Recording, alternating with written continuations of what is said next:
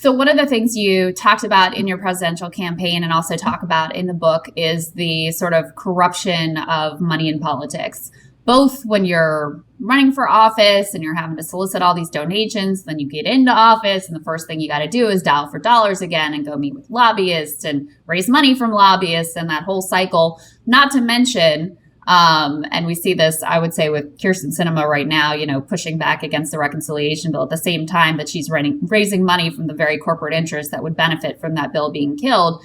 At the same time, you're looking towards, okay, when I get out of Congress, then I'm going to get a cushy gig in the private sector for X and Y and Z company. So let me make sure I'm happy with them. They're happy with me while I'm here in the people's house. So you talk about that rot and that corruption and how corrosive it is and how it messes up the incentives of people who may be genuinely good people who want to serve and end up not doing what they set out to do once they get to Washington. How will you protect the Forward Party to make sure that it's not subject to that same sort of corrosive impact of money in politics? I got asked this the other day, Krystal, and my immediate response was, who on earth would donate to the Forward Party because we don't run anything? You know what I mean? Like, if you're a big corporate, it's like, let me get behind the Forward Party because they're really going to lower my taxes. The only people who would donate to Forward are people that want to see our democracy actually live up to that name, that they want a system that will have our legislators answer to the majority of us instead of the most ideological minority. Now, if we're running the show, then I would love to have another conversation with you about how we're going to make sure the Forward Party doesn't get overrun by corporate donors, because we're looking at innovative ways to do that. But right now, I mean, it really is sort of funny in the sense that no one rational would donate to the Forward Party for self-serving reasons, because it just wouldn't make any sense. I think you sell yourself a little short there, though, because, you're a very influential person and you have a big following. So it's not crazy to me to imagine that there would be people or interests who would love to have access to that. I mean, for some of these people, to throw you $100,000 or whatever, it's nothing to them. Why not place a bet on this thing, even if it is a long shot chance? Well, if they do that and it pays off, then we'd be happy to publicly disclose all the people that have donated to us, and then we can have a conversation as to what the future holds. But I would have to say it would take a real visionary with a very long time horizon to do it for bad reasons. Maybe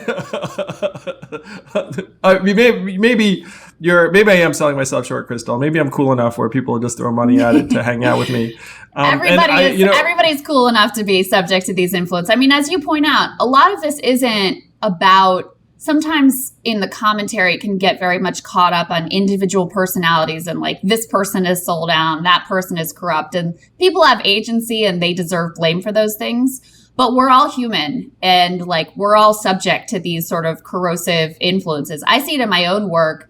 One of the things that we tried to do with our business model is protect ourselves from being too driven by the YouTube algorithm or by what's going to be monetized or not by YouTube, because look, I know I'm a human being. I know when I was at MSNBC and they told me, hey, next time you say something mean about Hillary Clinton, you got to run it by us. I know that impacted the way that I covered her. So I have a lot of humility, I know you do too, about how we're all subject to these influences, even when we have the best of intentions. I'm with you for sure. And I think that's the big lesson about our current system, Krystal. It's one reason why, again, we're all pulling our hair out, wondering why it's not getting any better. The system is fundamentally corruptive. And then what we're doing is we're pretending that certain people are good and not corrupt, and those people are corrupt. And then someone's like, oh, that person's a hypocrite. The system is dirty. The system is making it so that a reasonable person can enter and then try their best out, try their heart out, but they'll be there grinding and dialing for dollars. Someone that gives to them is going to represent some corporate interest. That's the way our system is designed. And the best thing we can do right now is to try and clean up our system so that it actually is more responsive to popular will. And this is the best way to do so.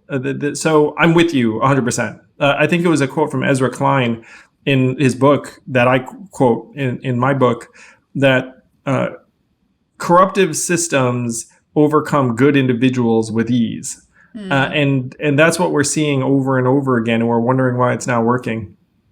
So I wanted to ask you a little bit more about some of the planks, because I think they're really interesting. And you mentioned how grace and tolerance is one of the ones that you find to be sort of most critical and most vital. That's something that really resonates with me, because I do think we have a situation right now where people feel very impotent. They feel like they did the thing they were supposed to do. They voted for the right candidate, so they got out there and organized, or they gave their $10 or whatever. And they're still not able to see that change and that progress that they've been wanting to now for years and years. And so I think a lot of people, not a lot of people, but some people turn that sense of impotence, and the way that they can find power is by, well, let me judge this person. Let me shame this person. Let me call this person out. Let me be full of condemnation, rather than, hey, how do we build solidarity? How do we build a cohesive movement that can actually effectuate change? So talk to me a little bit about, when I see grace and tolerance, that's what I think about. But talk to me about what you think about when you put those two words into your party platform. Well, one thing I think about are my family members who voted for Trump. And I still love them and hold them dear, even though they voted for Trump. To your point, there's so much pain and suffering and rage, and it's manifesting in different ways in different quarters. It's legitimate. It's real. One of the things I want to do is try and channel all of that energy into something that's productive and solutions-oriented. That's what the Forward Party hopes to do. But the grace and tolerance I was thinking about really is just to try to embrace our shared humanity and our fallibility, and that and our difference. One of the points I make in the book is that a lot of people's politics are born of circumstances they did not have any control over. And so then despising them for that is not, one, it's not helpful, but it's also not acknowledging their humanity in the same way. I mean, I grew up with people who were, I grew up with a lot of Italian Americans in upstate New York, and I got picked on a fair amount as one of the lone Asian kids in my school, and no, like looking at those people now. I mean, I haven't seen them all and whatnot. I mean, like we're probably in very different places politically, but like you still shared so much time and experiences with them, and it's something that's gotten lost now. The ideological barriers, particularly in a two-party system where it becomes good versus evil on both sides, then we're never going to get anywhere, and we're going to end up ginning up the engines of personal destruction. We're just going to keep on having this rise and fall of just about everyone who raises their hand and tries to do something positive. And then the people that are going to end up riding various waves are going to be not the people you want. Let's put it that way. Like if they're just waves of negative emotion, then the people that will harness those waves are going to be not super productive individuals. So it's hopefully an antidote to that. Hopefully saying, look, I disagree with you on a lot of things, but you're still a human being. Like I screw up. I'm still a human being. I try and put in the book various episodes of my screwing up as a parent or a partner or a friend or a boss or a candidate or whatever it is. It's,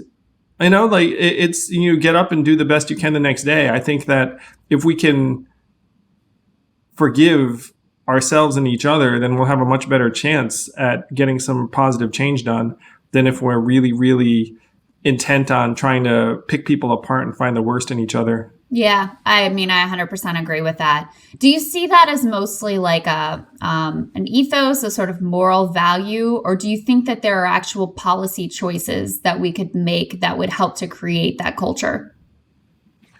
The biggest policy choice we could make is open primaries and ranked choice voting, because then all of a sudden you'd have really diverse points of view and no one could bully you for wasting your vote, and like people could show up and you'd have a much higher level of dynamism. And the incentives would be towards a higher degree of reasonableness, because if you put a reasonable legislator in there and say, hey, cater to the 20% most extreme and polarized voters in your district, guess what? They're going to sound more unreasonable. So when you talk about something that'll actually make us more reasonable, you have to set up incentives that reward reasonableness. That's what I hope the Forward Party becomes. We're like the reward for reasonableness, like the wet blanket that will bring the temperature down. Andrew Yang, America's wet blanket. It's like something along those lines. Like we just gotta get people focused on things that are actually going to help us. Because right now, and Ezra Klein says this, it says that right now we're just feeding cycles of political rage that are leading to madness.